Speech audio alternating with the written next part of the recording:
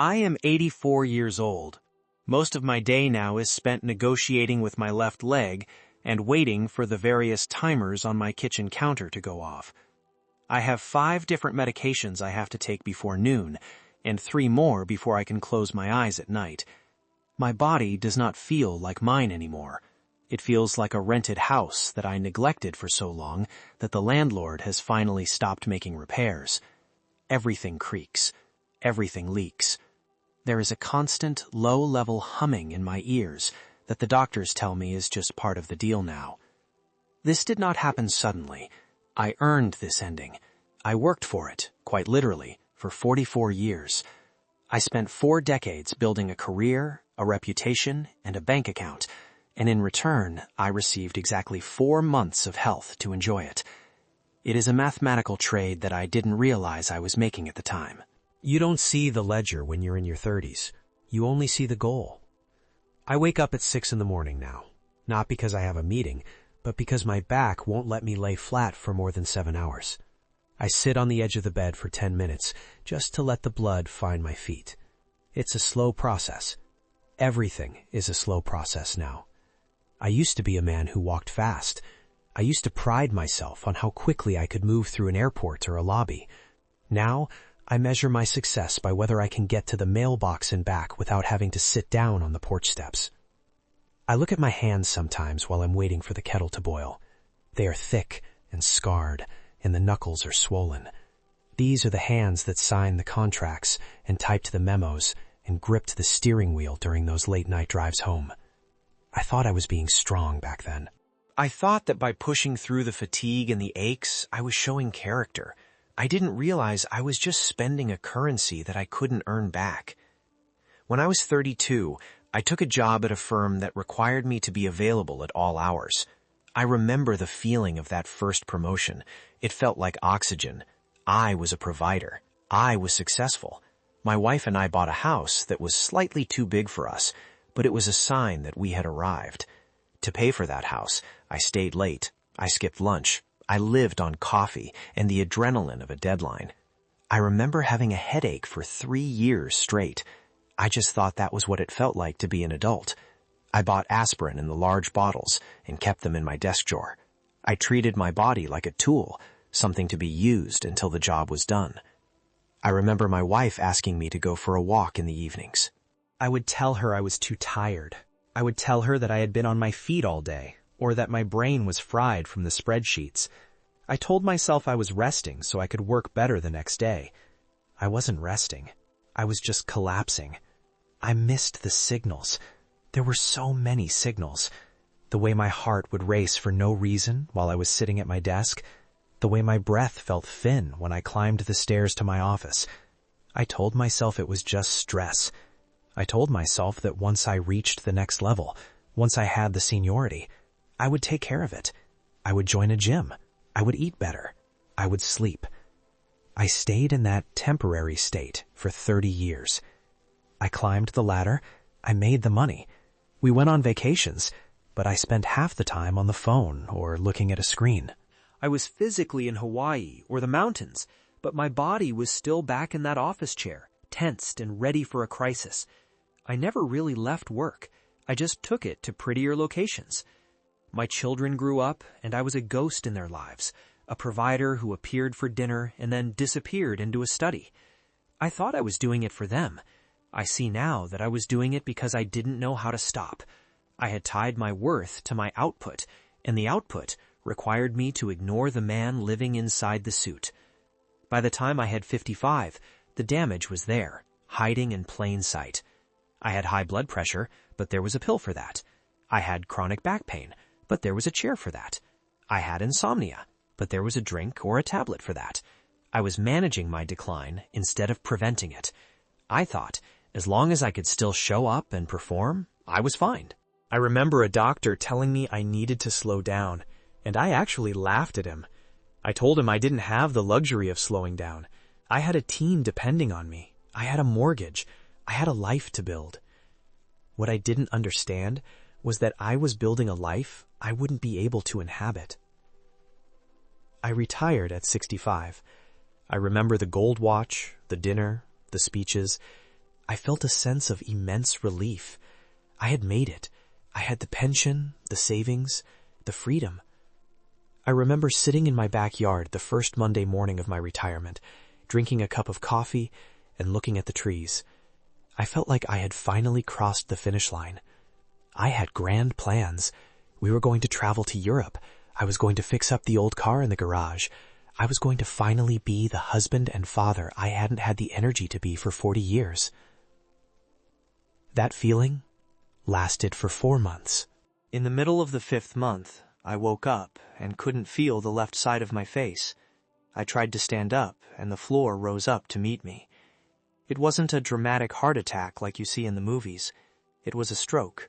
Quiet, efficient, and devastating.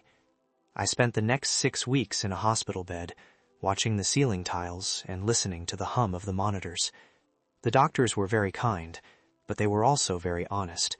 They told me that the years of high stress, the lack of sleep, the poor diet, and the untreated pressure had finally caught up. They said my vascular system looked like it belonged to a man 20 years older than I was. I had spent 40 years building a fortune, and in one afternoon, I realized that none of it could buy me a new set of arteries. The money I had saved sat in the bank while I learned how to speak again. It sat there while I learned how to hold a fork with my right hand. It's still sitting there now. It pays for the home health aide who comes twice a week to help me bathe. It pays for the prescriptions that keep my heart beating in a regular rhythm. It pays for the ramp they had to build over the front steps. But it cannot buy me the ability to walk through a museum for 2 hours. It cannot buy me a night of sleep where I don't wake up in pain. It cannot buy me back those 4 months where I felt for a brief window like a whole human being. I am 84 now, and I have lived in this broken version of myself for 19 years. I have spent more time being a patient than I spent being a retired man. It's a strange thing, clarity. It usually comes when it's too late to use it. I sit in my chair by the window and I watch people walking their dogs or jogging down the street. I see men in their 30s and 40s, dressed in their work clothes, checking their watches, looking hurried and vital. I want to open the window and tell them to look at me, not out of bitterness, but out of a desperate need to warn them. I want to tell them that the body is not a machine. It is a living thing that remembers everything you do to it. It keeps a record of every skipped meal, every all-nighter, every time you told yourself, just one more year of this. I thought I was being responsible. I thought I was being a man of substance. But I was actually being a thief. I was stealing health from my 80-year-old self to pay for a lifestyle in my 40-year-old self. And the interest rates on that debt, are you serious? I don't have many regrets about the work itself. I liked the work. I was good at it. But I regret the hierarchy of my life. I put the career at the top, and I put the vessel that allowed me to have a career at the very bottom. I assumed the health would always be there, waiting for me to get around to it. I thought health was something you attended to once you had the time, like a hobby or a home renovation. I didn't realize it was the ground I was standing on. The silence in this house is very heavy sometimes. My wife passed away 4 years ago. She had her own health struggles, and I think her heart just got tired of worrying about mine. Now, it's just me and the quiet. I have all the time in the world now. I have the time I always said I wanted. I can sit and read for hours. I can listen to music. I can look at the garden. But the irony is that my eyes get tired after 20 minutes of reading. My ears ring so much, the music sounds distorted. And the garden is something I can only look at through the glass, because the pollen and the heat are too much for my lungs. I have the time, but I no longer have the capacity. I see young people talking about the grind or hustle. I see them wearing their exhaustion like a badge of honor. It makes me feel a profound sense of sadness. They don't realize that they are burning the furniture to keep the house warm. It works for a while, I suppose. The house stays warm. But eventually you run out of furniture, and the house is still cold, and you have nowhere to sit. I wish I could say that I found a way to fix it. I wish I could tell you that there is a supplement or a surgery that turned it all around, but there isn't. The body has a memory, and it is a very unforgiving librarian. It eventually demands that all the books be returned. I am currently paying back every hour of sleep I cheated myself out of in 1995. I am paying for every lunch I replaced with a cigarette and a cup of black coffee. What I didn't understand back then was that the money was a lie. I thought the money represented security. I thought if I had enough of it, I would be safe. But you are never safe when you are neglecting the only thing you actually own. You can lose your job, your house, your reputation, and your savings, and you can still find a way to live. But when your health goes, the world shrinks. It shrinks until it is just the size of your bedroom, and then it shrinks until it is just the size of your chair. I am 84 years old. I have a beautiful home that I can barely navigate. I have a car in the driveway that I am no longer allowed to drive. I have a prestigious history that no one remembers except me, and even I am starting to forget the details. All that remains is the physical reality of my choices. I didn't lose my health to a tragic accident. I didn't lose it to bad luck or a genetic curse. I traded it.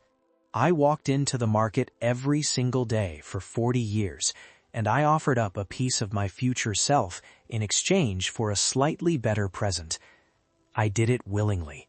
I did it proudly, and I was so successful at it that I left myself with nothing but the 4 months of freedom I had before the bill came due. If you are listening to this, and you are still in that stage of life where you feel invincible, where you think your body is an infinite resource, I just want you to know that the bill always comes. You don't get to negotiate the terms. You don't get to ask for an extension. One day you will stop working, and you will want to finally start living, and you will find that you have already spent the life you were saving for. I suppose I should be grateful for the 4 months I had. They were beautiful. The air tasted different. The sun felt warmer. I remember walking along the beach with my wife and thinking, this is it. This is what it was all for. I just wish I had known that those 16 weeks were all I was going to get. I might have walked a little slower. I might have held her hand a little tighter. I might have spent a little less time worrying about the things that, in the end, didn't matter at all. I am tired now. Even talking for this long takes something out of me. I'm going to sit here for a while and watch the light change on the wall. That is my job now. That is what my 40 years of hard work has bought me. The privilege of sitting in a quiet room, waiting for the next timer to go off, and remembering the man I used to be. If this felt familiar to you, or if you're standing in that market right now, wondering what your trade is worth, I hope you take a moment to breathe. Just breathe. It's the only thing you truly have. If you're willing to share your own story, I'd be glad to hear it. It gets a bit lonely in the quiet. But for now, I think I'll just sit here. I've done enough moving for one lifetime.